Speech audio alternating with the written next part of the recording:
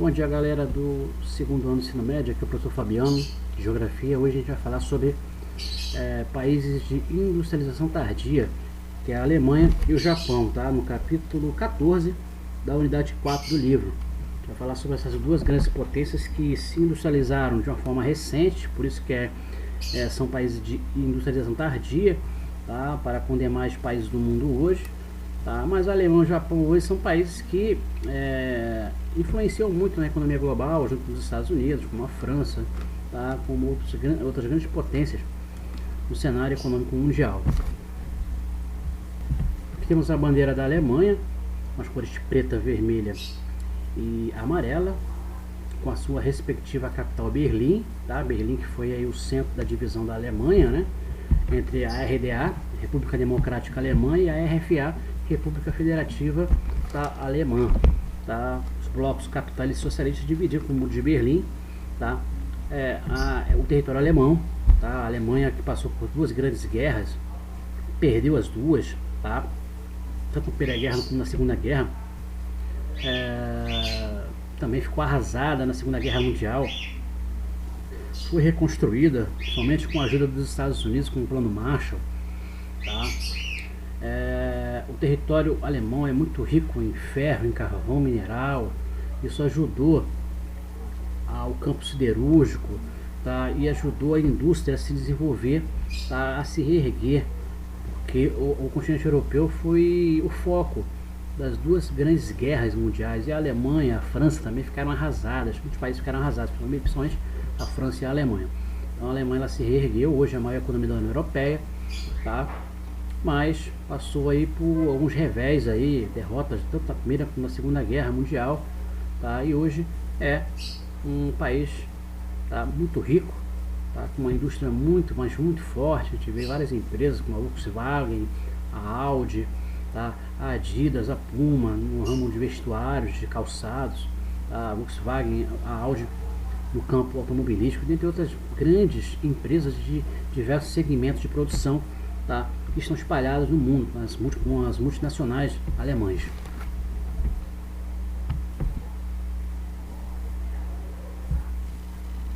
A Alemanha. O processo de industrialização alemão foi rápido. Em fim do século XIX, a Alemanha já havia ultrapassado o Reino Unido e a França. Junto com os Estados Unidos, liderou os avanços para a segunda Revolução Industrial.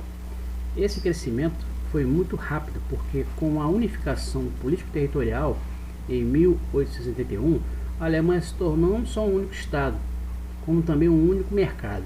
Ou seja, houve também uma unificação econômica, tá? E as possibilidades de se acumular capitais aumentou com a instituição de uma moeda única, com a constituição de um grande mercado interno e padronização das leis, tá? Então o primeiro fator aí já foi falado aí, que foi a unificação, lembrando que a Alemanha era dividida em 9 estados diferentes e independentes. Com a unificação, a Alemanha passou a ser uma nação só. A unificação aconteceu após a vitória da Prússia, tá, na Guerra Franco-Prussiana em 1870. No ano seguinte, em 1871, a Prússia unificou o território alemão.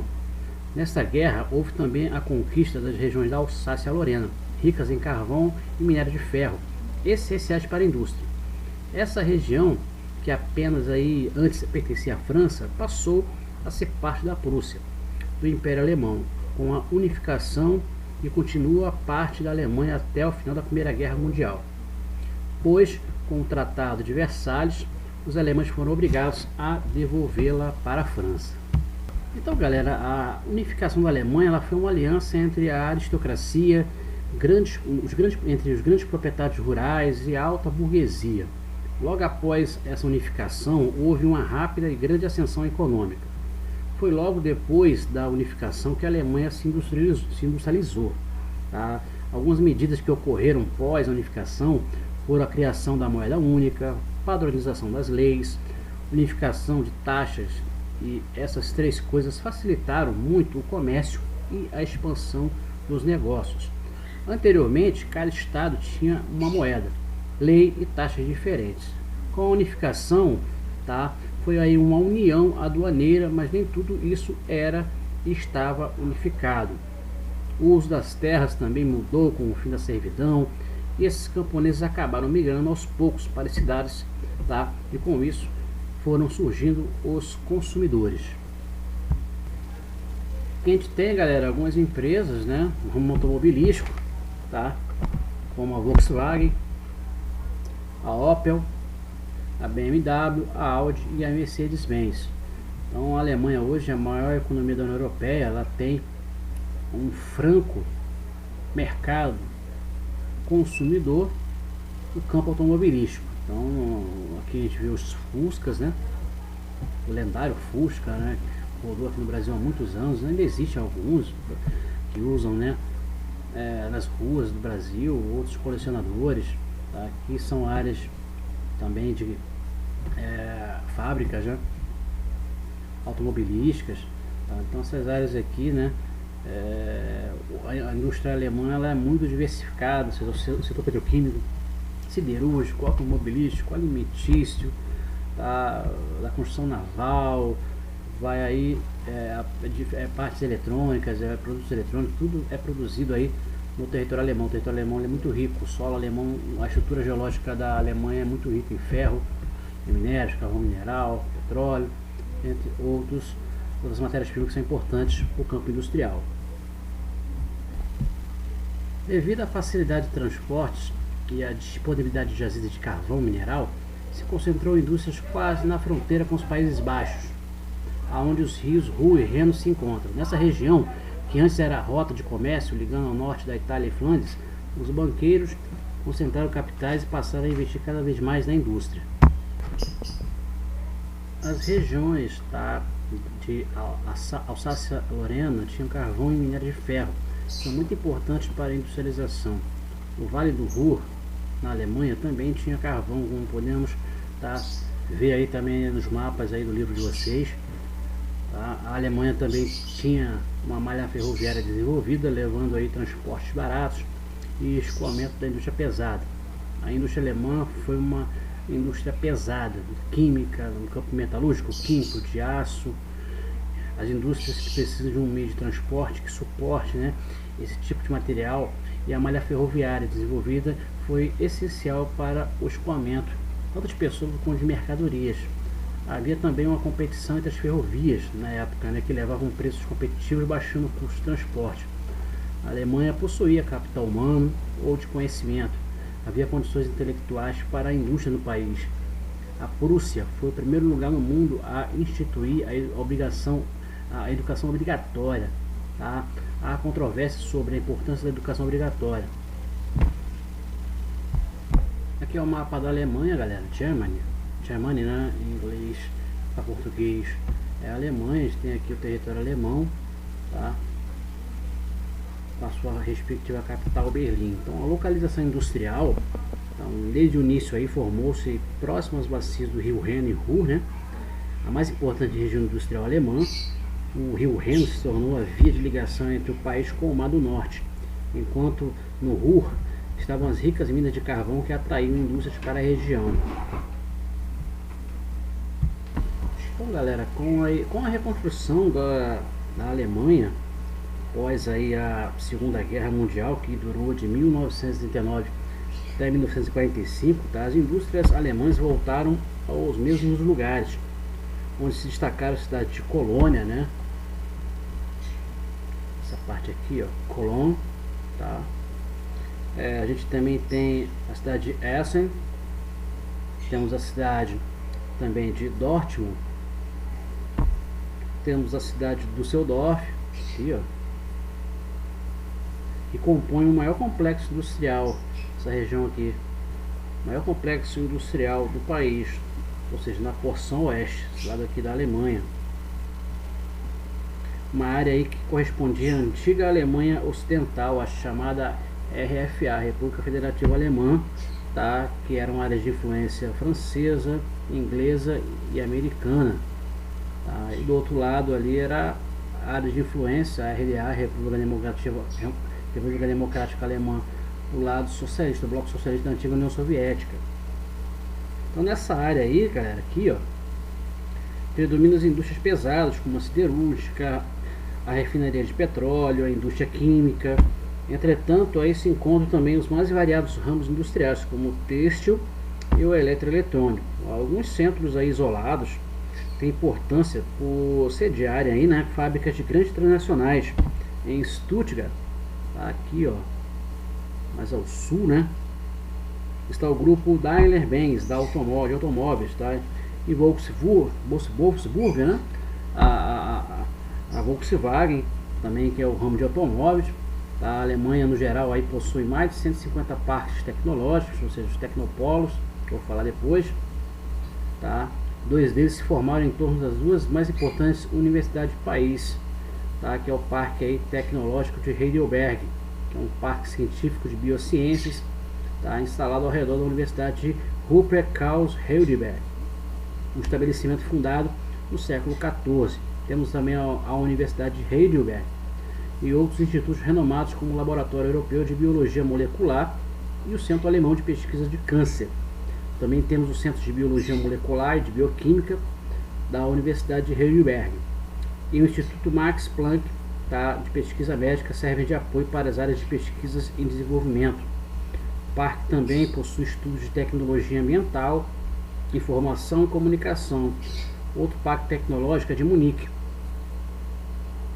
bem ao sul aqui, ó, no território alemão, que cresceu com o apoio da Universidade Técnica de Munique, que ocupa o 4º lugar entre as instituições de gênero da Europa e foi responsável pela transformação do estado da Baviera, tá? Essa Munique é a antiga Baviera, tá? De área agrícola para uma área industrial, uma transição aí do setor agrícola para ser uma área industrial, e reúne aí indústrias automobilísticas, de tecnologia de informação, de biotecnologia e aeroespacial. Existem também outros tecnopolos importantes, que são a de Berlim, aqui, ó, na capital, Alders, que trabalha com foto, ótica, microsistemas, TI e sistema de comunicação. Temos a Chempark de Leverkusen, tá? Próxima Colônia, essas áreas aqui, ó, cidade de Leverkusen. No campo, no setor petroquímico, químico e farmacêutico, tá? E temos a Bayer, tá? Uma indústria farmacêutica sediada em Leverkusen, uma grande multinacional na área da farmacêutica, tá? Temos a Biopark Heidelberg, na Bavária, que trabalha a biotecnologia, e o Parque TI Sunderland, no estado do mesmo nome. Existem regiões industriais importantes que se concentram em torno das cidades como Frankfurt, Bremen, Hamburgo e Leipzig e Dresden, tá? Temos aqui a cidade de Leipzig, Dresden também, ó. Essa região aqui é mais a leste, tá, do território alemão.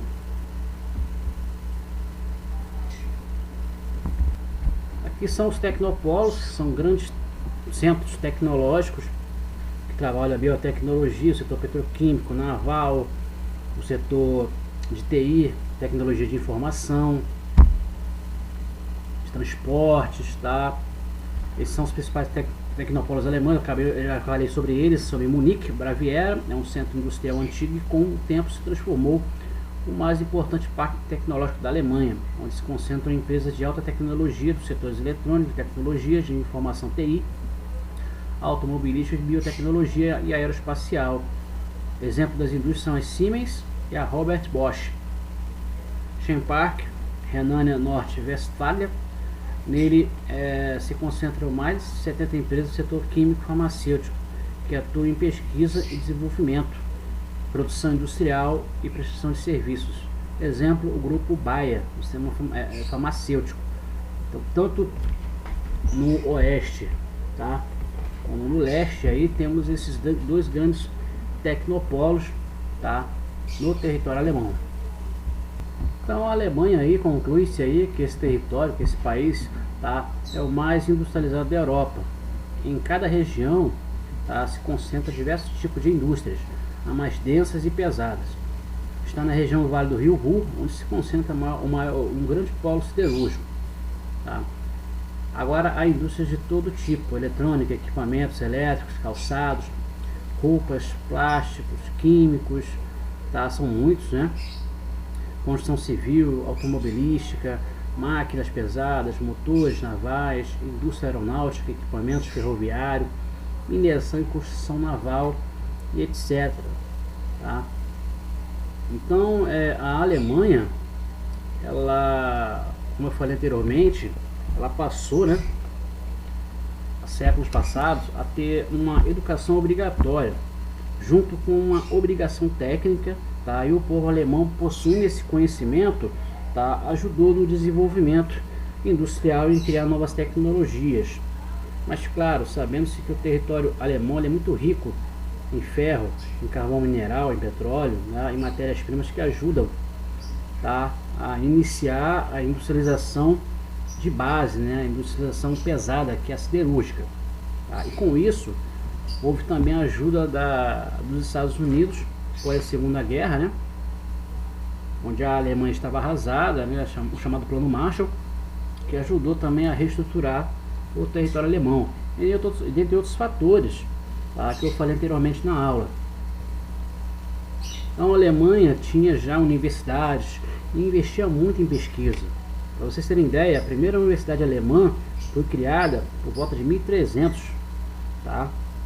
As indústrias químicas, metalúrgicas, de aço necessitam de muito investimento em pesquisa, que foram muito importantes para construir essa indústria de base, criando aí posteriormente novas tecnologias. A importância da educação também se deu na produtividade e criação de novas tecnologias, com muitos indivíduos tendo acesso à educação, principalmente técnica. Isso acelerou, aumentou a produtividade e surgiram aí novas tecnologias que foram aplicadas na indústria. E no século XIX foi marcado por grandes invenções, tá? E o aparecimento de muitos cientistas alemães. Então, a técnica, a educação, ela se faz necessária para um país, mesmo pós guerras, que está arrasado, tá? Mesmo com o solo com muitas reservas de matérias-primas, tá? Que ajudaram no desenvolvimento da siderúrgica, tá? Mas a educação, ela foi aliada a isso aí tudo, e com certeza a Alemanha hoje é a maior economia da União Europeia, é a indústria mais forte do continente europeu, tá? E também desenvolvido como o Japão, como a França, como os Estados Unidos e todos os países desenvolvidos que temos no mundo. Agora vamos falar sobre a industrialização tardia da terra do sol nascente, que é o Japão, tá? O Japão, que está aí na região do Extremo Oriente do continente asiático, tá? Participou aí, foi duramente castigado, né, durante a Segunda Guerra com as bombas de Hiroshima e Nagasaki. Também, tá, ficou arrasado durante aí após a Segunda Guerra, né, recebeu aí investimentos americanos, né, estrangeiros, tá, principalmente com o Plano Colombo, que foi um plano de reestruturação de países da Ásia, diferente do Plano Marshall, que foi um plano de reestruturação econômica do continente europeu, dos países como a Alemanha e a França, que estavam arrasados após a Segunda Guerra. Aí o Japão também hoje, tá, se reergueu e é uma grande potência econômica global.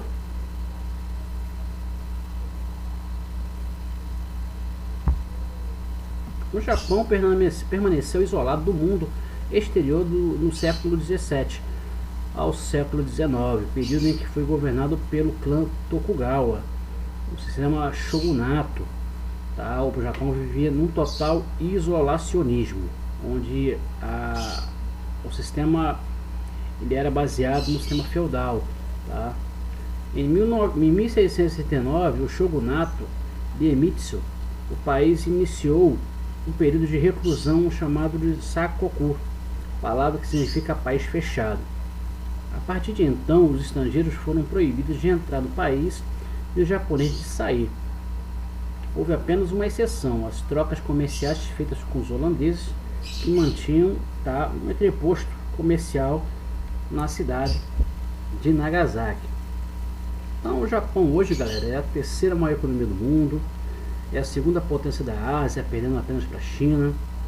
Por muito tempo o país se destacou como a maior potência do Extremo Oriente, tanto no sentido econômico quanto, tá, no sentido militar, bélico. Tá? Após a década de 90, tá, todavia, né, uma crise econômica aí abalou esse país.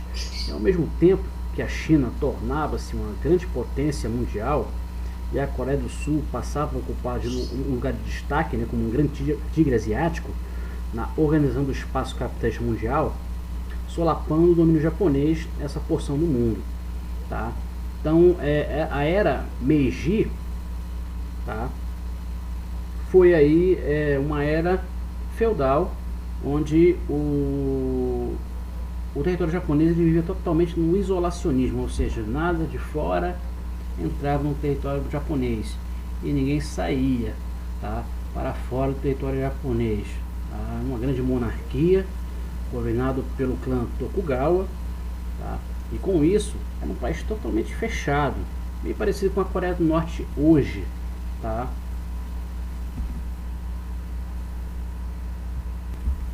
Por isso, quando os norte-americanos aportaram no Japão em 1853, ou seja, no século XIX, pondo o fim ao isolacionismo do país e ao domínio dos Tokugawa, encontraram um país ainda feudal e defasado economicamente em relação ao mundo ocidental. Tentando realizar seu projeto geopolítico de controle dos oceanos, os norte-americanos forçaram a abertura do Japão através do Tratado de Kanagawa, assinado em 1854.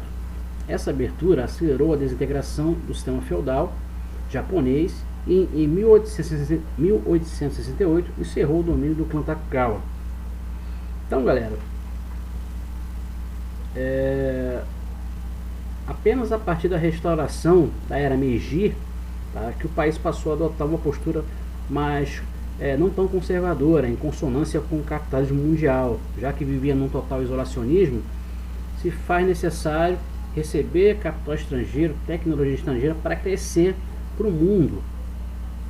Esta revolução, que foi a era Meiji, aconteceu através da união entre a classe de samurais, que são os militares, né, os nobres, os camponeses abastados e comerciantes ricos que queriam e conseguiram derrubar o Império Tokugawa e instaurar uma monarquia em prol dos interesses industrialistas.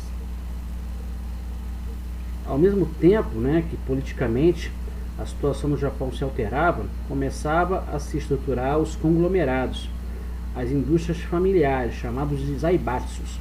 Em geral, as famílias mais ricas do país se aproveitavam dessas fábricas, né, edificadas pelo Estado, e as compravam a baixo preço para a formação de grandes grupos industriais. Dentre os grupos formados no período, podemos citar aí a Mitsui, tá, e a Mitsubishi. O Japão é um país insular, um país ilha, né, formado por arquipélagos também, tá? Uma área de 377 mil km², corresponde aos estados do Rio Grande do Sul e Santa Catarina somados, formado por montanhas e estreitas planícies, portanto, com pouquíssimas terras agricultáveis, a maioria da zona temperada do planeta, ou seja, a zona temperada norte, a qual não oferecia condições para o cultivo de cobiçados produtos tropicais na época do mercantilismo. Geologicamente, o Japão é formado por uma combinação de dobramentos e vulcanismos. Localiza-se numa zona de contato de 3 placas tectônicas, no quando falar do Círculo do Fogo do Pacífico, que lhe determina uma grande instabilidade sísmica, além de um subsolo extremamente pobre em minérios e combustíveis fósseis. Então, o território japonês, tá, ele sofre muito pela falta de matéria-prima, tá, pela falta de relevos de planície, né? O território japonês é muito montanhoso, tá? Isso atrapalha no desenvolvimento da pecuária, na agricultura, então a importação de alimentos é muito grande no território japonês e também, tá, de alguns recursos minerais que ajudam no campo automobilístico, por exemplo. O exemplo claro aqui, o Brasil exporta muito ferro, tá, para o Japão, isso é um exemplo muito claro.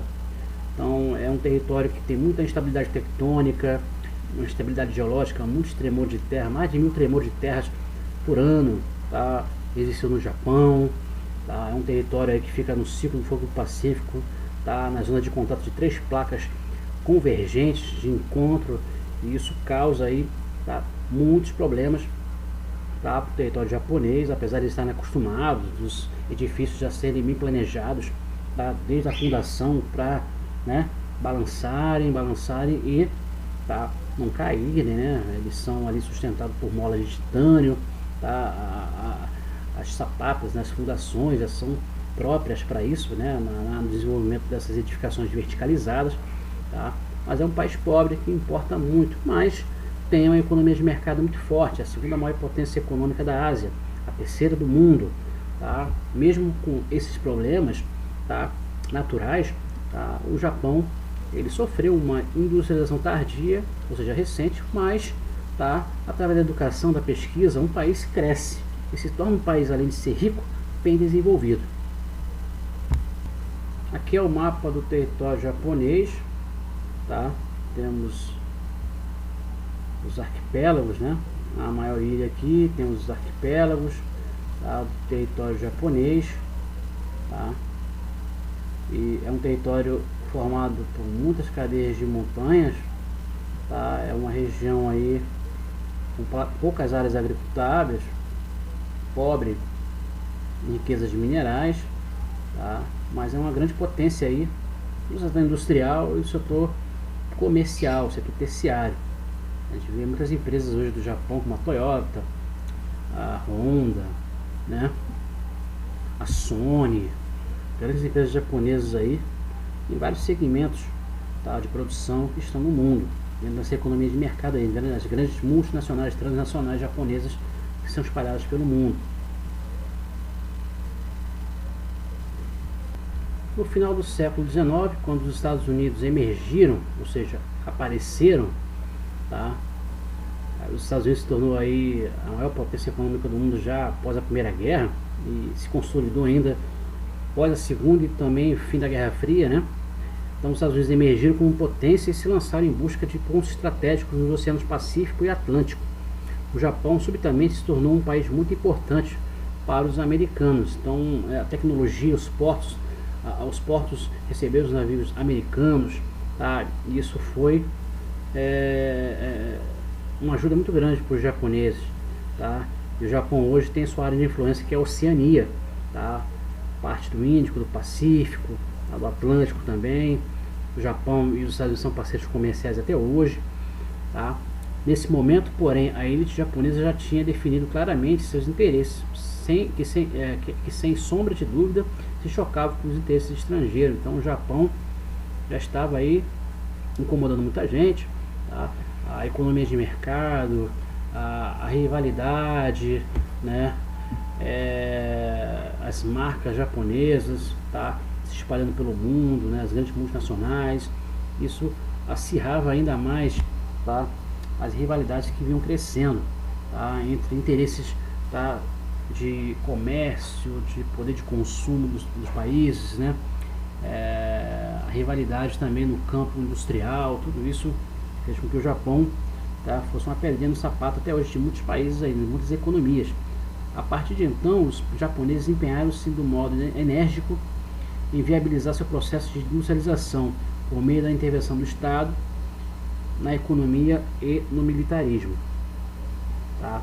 Na era Meiji, galera, os imperadores dessa era Meiji fizeram muitas reformas no Japão.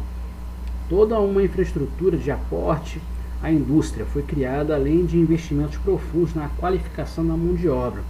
Outro fator que demonstra também a capacidade do Estado japonês em sustentar o desenvolvimento da indústria nacional foi a aplicação de uma estratégia de acúmulo de capital. A indústria interna era protegida através de subsídio do Estado, enquanto que a exportação de produção agrícola era incentivada sob a égide do livre mercado. Essa estratégia resultou em uma acumulação que permitiu a importação de maquinário industrial. Então, essa ajuda americana, né, essa tecnologia exterior, isso ajudou no processo de industrialização tardia do território japonês. Reconstrução industrial após a Segunda Guerra Mundial. Durante a ocupação, que se estendeu até 1952, o Japão foi governado pelo Conselho Superior das Potências Aliadas, presidida pelo general norte-americano Douglas MacArthur. Nesse período, profundas reformas foram impostas ao país, com o objetivo de modernizá-lo do ponto de vista político, econômico e cultural, encerrando de vez o feudalismo e o militarismo, ou seja, acabando com o isolacionismo que existia, tá, anteriormente.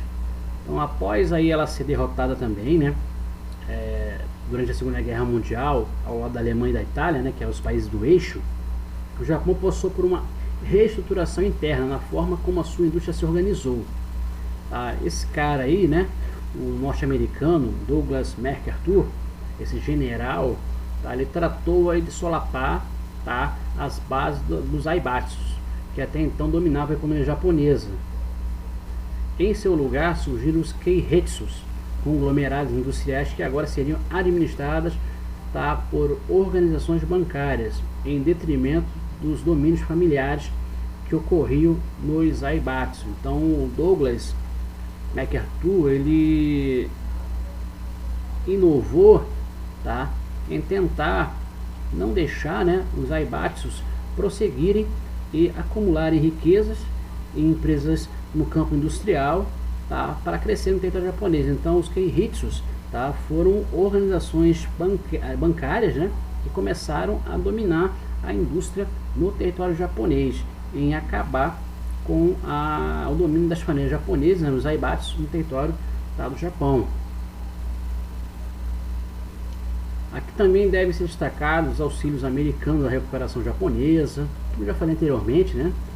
Temendo a expansão do socialismo chinês sobre o Japão naquela época, após a Segunda Guerra, houve a Guerra Fria, tá? Os Estados Unidos, como eu falei para vocês, criaram o Plano Colombo, que tinha o objetivo de financiar a reconstrução do país, né? Bem parecido com o Plano Marshall na Europa.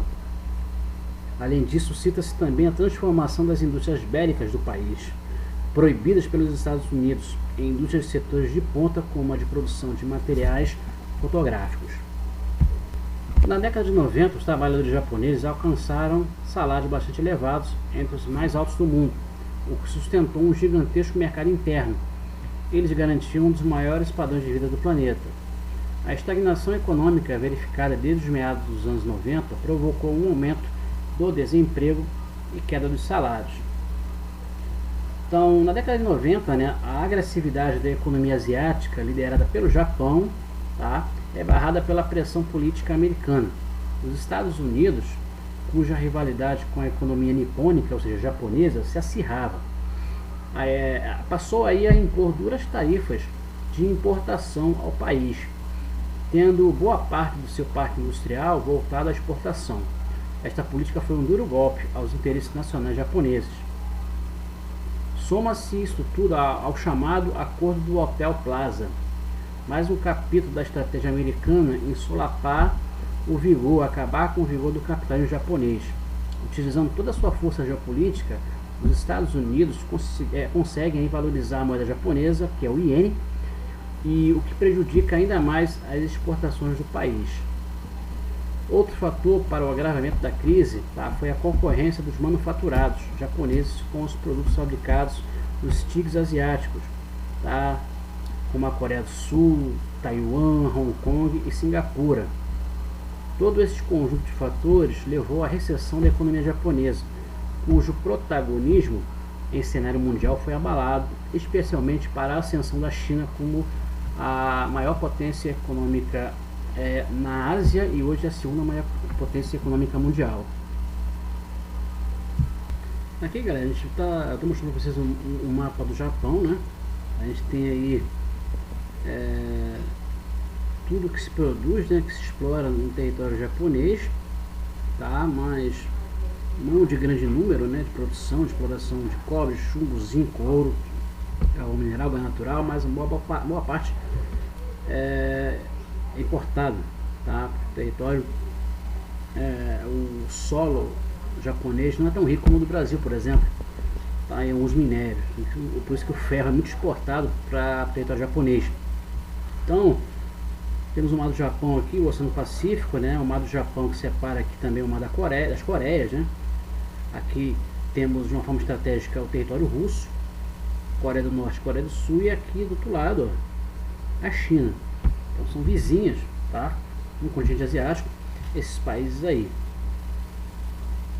Então a gente tem aqui as regiões industriais, né, em vermelho, tá?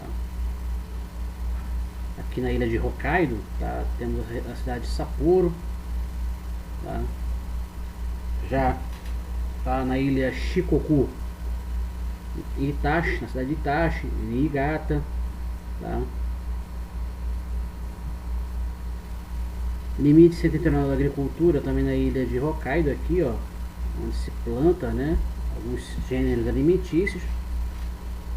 Aqui também na ilha de Shikoku, Honshu também. E temos também cobre, né, na ilha de Shikoku também. Chumbo e zinco, tá, na ilha Honshu, que é a maior ilha, né, do Japão. O Japão é um arquipélago formado por quatro ilhas, né? Hokkaido, Honshu, Shikoku e Kyushu. Temos o ouro também, mais na parte setentrional, na ilha de Hokkaido. Carvão mineral, tá, também aqui na ilha de Kyushu. E Hokkaido também, na ilha de Hokkaido. Gás natural aqui na ilha Honshu. Temos amoreiras para a criação de bichos de sedas, né?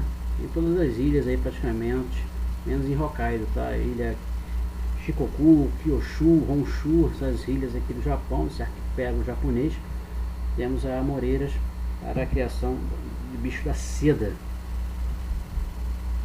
Então essa localização industrial em vermelho aqui, galera, tá? A gente sabe que, de acordo com a conformação do Japão em ser um arquipélago e sua necessidade de importação de matéria-prima, culminaram em uma concentração industrial no litoral do país, próximo às áreas portuárias. A fachada pacífica do país, que inclui cidades como Tóquio, tá? Yokohama, Nagoya e Osaka, assim estruturou-se historicamente como a principal região industrial japonesa. Variados são os setores aí cujo o país se destaca em contexto mundial. O Japão é líder mundial na produção naval e na siderúrgica. Também está entre os maiores do mundo na indústria automobilística, né? Sendo sede das grandes empresas e grupos como a Honda e a Nissan, sediados em Tóquio. A Toyota, sediadas nas proximidades de Nagoya, na cidade de Nagoya, né? E a Mazda, com sede em Hiroshima. Outros setores onde o Japão se destaca é na robótica e na produção de eletrônicos.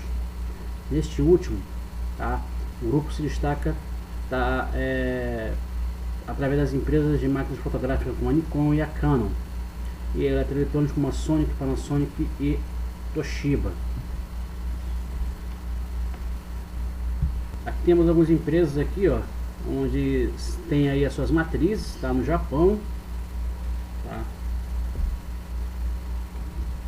Em Saitama temos a Pioneer, na cidade de Sendai a Nikon e a Fuji, na capital Tóquio a Toshiba, Mitsubishi e a Hitachi, tá? Na cidade de Kawasaki a Fujitsu, na cidade de Yokohama a JVC, na cidade de Kanagawa a Denon, Shizuoka a Sony, Osaka as empresas Okio e Sanyo, Amagasaki a Panasonic, em Kyoto a Nintendo, na cidade de Kameyama a Sharp, e em Nagano aí Epson e a Kenwood, tá?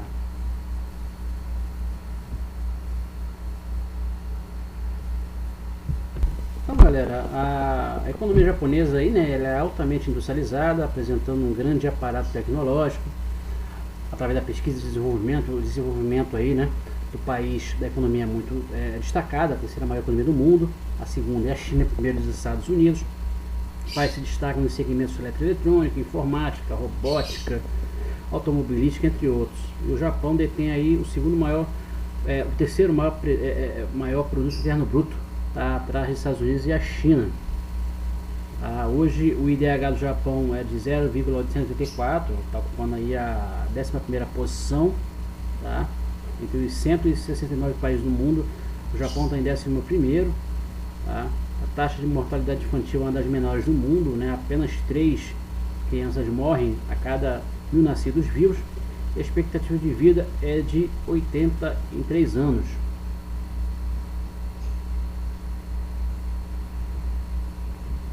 Então, galera, é isso aí. A aula de hoje foi falada aí sobre a Alemanha e o Japão, tá? Os principais fatores que contribuíram para a industrialização tardia dos territórios alemães e japoneses, tá? Mas são duas grandes superpotências econômicas na economia global, tá? Eu vou deixar para vocês na plataforma Classroom as coordenadas, né, das atividades e da leitura também do texto desse capítulo, tá? Bons estudos aí. Qualquer dúvida, entre em contato comigo pelo privado e até a próxima.